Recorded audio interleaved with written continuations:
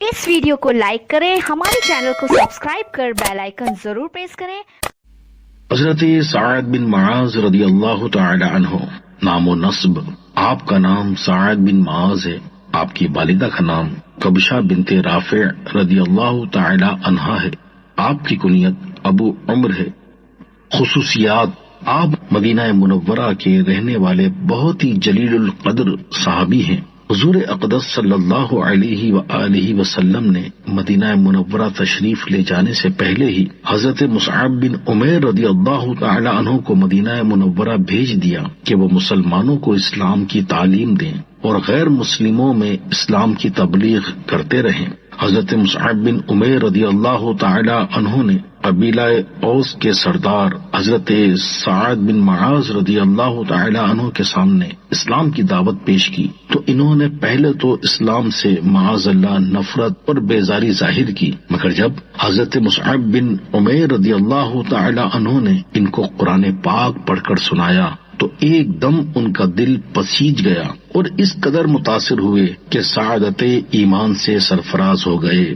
ہجرت کے 13ویں مہینے سن 2 ہجری میں مدینہ پر آپ کو حاکم بنا کر 200 مہاجرین کو ساتھ لے کر حضور صلی اللہ علیہ وسلم جہاد کی نیت سے روانہ ہوئے تھے۔ آپ چند انصار صحابہ کے ساتھ رات بھر کاشان نبوت کا پہرا دیتے رہے۔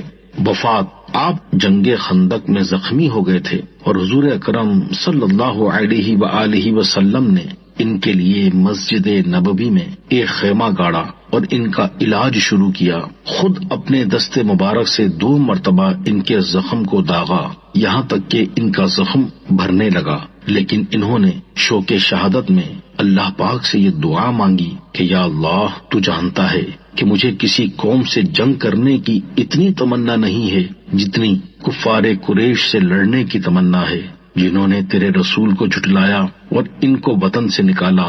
اے اللہ، میرا تو یہی خیال ہے کہ اب تو نے ہمارے اور کفار قریش کے درمیان جنگ کا خاتمہ کر دیا ہے، لیکن اگر ابھی کفار قریش سے کوئی جنگ باقی رہ گئی ہو تو مجھے زندہ رکھ تاکہ میں تیری راہ میں ان کافروں سے جنگ کروں، اور اگر اب ان لوگوں سے کوئی جنگ باقی نہ رہ گئی ہو تو میرے اس زخم کو پھاڑ دے اور اسی زخم میں تو مجھے شہادت کی موت عطا فرما دے۔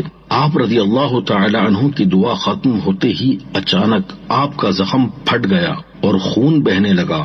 عین وفات کے وقت ان کے سرہانے پیارے آقا مدینے والے مصطفیٰ صلی اللہ تعالی علیہ وآلہ وسلم تشریف فرما تھے، جہاں کنی کے عالم میں انہوں نے آخری بار جمال نبوت کا دیدار کیا اور نہایت جوش و محبت اور جذبہ عقیدت سے والہانہ انداز میں یہ کہا: السلام علیک یا رسول اللہ، میں گواہی دیتا ہوں کہ آپ اللہ کے رسول ہیں اور آپ نے تبلیغ رسالت کا حق پورا ادا فرما دیا۔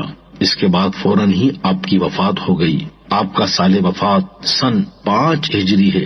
بوقت وفات آپ کی عمر مبارک 37 برس کی تھی۔